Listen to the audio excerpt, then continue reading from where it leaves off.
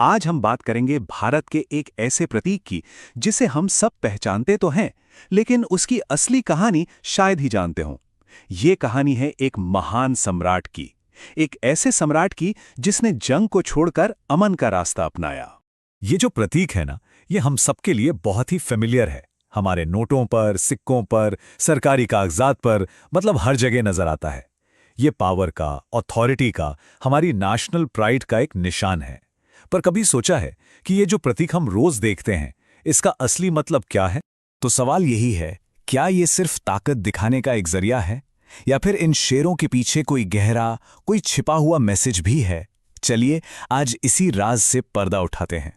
तो इस सिंबल की कहानी को समझने के लिए हमें टाइम में थोड़ा पीछे जाना पड़ेगा। कितना पीछे?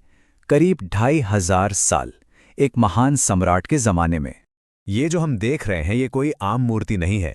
ये है मशहूर लायन कैपिटल, जिसे लगभग 2300 साल पहले सम्राट अशोक ने सारनाथ के एक बहुत बड़े पत्थर के पिलर पे बनवाया था। और अशोक वो कोई मामूली राजा नहीं थे, बल्कि इतिहास के सबसे महान शासकों में गिने जाते हैं। लेकिन इस सिंबल के मैसेज को पूरी तरह समझने के लिए पहले हमें अशोक और उनके जबरदस्त साम्राज्य को समझना होगा। देखिए, ये जो पावरफुल मौर्य साम्राज्य था, इसकी नींव रखी थी अशोक के दादा चंद्रगुप्त मौर्य ने। और उनके गाइड कौन थे? महान स्ट्रैटेजिस्ट चाणक्य, जिनकी लिखी अर्थशास्त्र आज भी पढ़ी जाती है। मतलब ये एक ऐसी डायनेस्टी थी जो एक पीढ़ी से दूसरी पीढ़ी और मजबूत होती चली गई। तो अशोक को विरासत में मिला एक बहुत बड़ा एम्पायर, जो ऑलमोस्ट पूरे भारतीय उपमहाद्वीप में फैला था। जरा सोचिए, अनगिनत भाषाएं, अलग अलग कल्चर्स, तरह तरह के लोग। एक तरफ पाटलिपुत्र जैसी शानदार कैपिटल सिटी, तो दूसरी तरफ तक्षशिला जैसे बिजी ट्रेड सेंटर्स। ये एक बहुत ही डाइवर्स और कॉम्प्लेक्स एम्पायर था। अब इतने बड़े एम्पायर को चलाना कोई बच्चों का खेल तो था नहीं, तो मौर्यों ने एक बड़ा स्मार्ट 3 टियर सिस्टम बनाया था। जो कोर एरिया था, मतलब राजधानी के आसपास का इलाका, उस पर तो था डायरेक्ट कंट्रोल। जो दूर के प्रोविंस थे, वहां गवर्नर राज करते थे, और जो बॉर्डर वाले इलाके थे, वहां से टैक्स और रिसोर्स कंट्रोल किए जाते थे। उस जमाने में एक ग्रीक एम्बेसडर मेगास्थनीज भारत आए थे। उन्होंने लिखा है कि मौर्यों का दरबार बहुत ही शानदार था, लेकिन वहां एक अजीब सा डर का माहौल भी था। उन्होंने लिखा, राजा हमेशा हथियार बंद औरतों से घिरा रहता है। उसे डर है कि कोई उसे मारने की कोशिश कर सकता है। मतलब ये शान और खौफ का एक बड़ा अजीब कॉम्बिनेशन था। और इसी एम्पायर को और भी बड़ा बनाने की चाहत ने अशोक को एक ऐसी जंग की तरफ धकेल दिया। एक ऐसी जंग जिसने ना सिर्फ इतिहास को बदला, बल्कि अशोक को अंदर से पूरी तरह बदल कर रख दिया। अपने राज के 8 साल बाद अशोक ने कलिंग को जीतने का फैसला किया। कलिंग, जो आज का कोस्टल ओडिशा है, उस वक्त एक आज़ाद और खुशहाल किंगडम था। अशोक बस उसे अपने एम्पायर में मिलाना चाहता था। और वो जंग, वो बहुत ही भयानक और खूनी थी। अशोक की आर्मी जीत तो गई, लेकिन उस जीत की कीमत होश उड़ा देने वाली थी। ये जो नंबर दिख रहा है, ये सिर्फ एक आंकड़ा नहीं है। 1 लाख से ज्यादा लोग मारे गए थे। और तबाही यहीं खत्म नहीं हुई। करीब करीब 1.5 लाख लोगों को कैदी बना लिया गया। कलिंग की पूरी जमीन इंसानी खून से लाल हो गई थी। इस भयानक बर्बादी को अपनी आंखों से देखकर सम्राट अशोक का दिल दहल गया। ये जीत उसे एक हार जैसी लगी, और इसी दर्द से एक ऐतिहासिक बदलाव आया।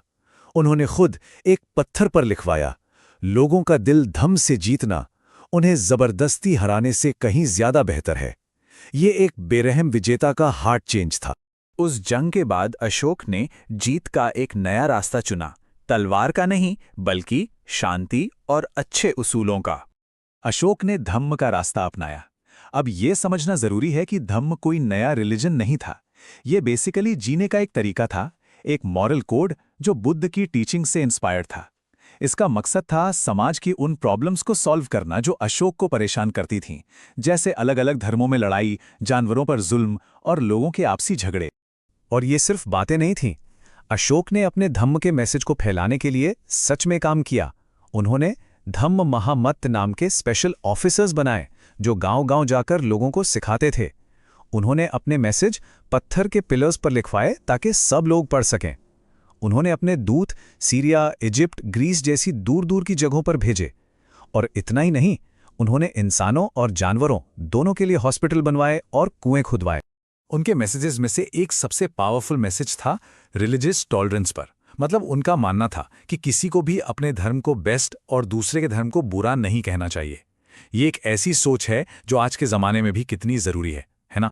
तो चलिए अब वापस घूमकर उसी सिंबल पर आते हैं जहां से हमने बात शुरू की थी, और इस नई जानकारी के साथ उसके असली मतलब को डिकोड करते हैं। तो अब हम इस सिंबल का राज समझते हैं। ये 4 शेर चारों डायरेक्शंस में सम्राट की अथॉरिटी का ऐलान तो कर रहे हैं, लेकिन असली मैसेज इनके नीचे छिपा है। जरा गौर से देखिए। यह है धर्म चक्र, यानी धम्म का पहिया, कानून का, सही रास्ते पर चलने का पहिया। तो सबसे इंपॉर्टेंट बात यह है कि यह सिंबल अशोक की मिलिट्री जीत का कोई जश्न नहीं है। यह उस सम्राट का डिक्लेरेशन है जिसने जंग को हमेशा के लिए छोड़ दिया था। यह सिंबल हमें बताता है कि असली ताकत जोर जबरदस्ती में नहीं, बल्कि धम्म में, दया में और शांति में है। भारत के पहले प्राइम मिनिस्टर जवाहरलाल नेहरू ने अशोक के बारे में एक बहुत सही बात कही थी। उनके पत्थर पे लिखे मैसेज आज भी हमसे एक ऐसी भाषा में बात करते हैं जिसे हम समझ सकते हैं। मतलब अशोक की लेगेसी आज भी हमारे बीच जिंदा है। और अशोक का असर कितना गहरा और लंबा रहा, इसका एक जिंदा जागता सबूत है ब्राह्मी स्क्रिप्ट। यही वो लिखाई है जिसमें अशोक ने अपने मैसेज लिखवाए थे, और आज इंडिया की ज्यादातर स्क्रिप्ट्स इसी से निकली हैं। ये उस सम्राट के साथ हमारा एक डायरेक्ट, एक लिविंग कनेक्शन है। वो सम्राट जिसने जंग पर अमन को चुना। तो आखिर में अशोक के इन शेरों की कहानी हमें एक बहुत गहरे सवाल के साथ छोड़ जाती है। ये कहानी दिखाती है कि कैसे एक ही सिंबल का मतलब वक्त और नियत के साथ बदल सकता है, और ये हमें सोचने पर मजबूर करती है, क्या ताकत का एक निशान असल में शांति का सबसे बड़ा निशान भी हो सकता है?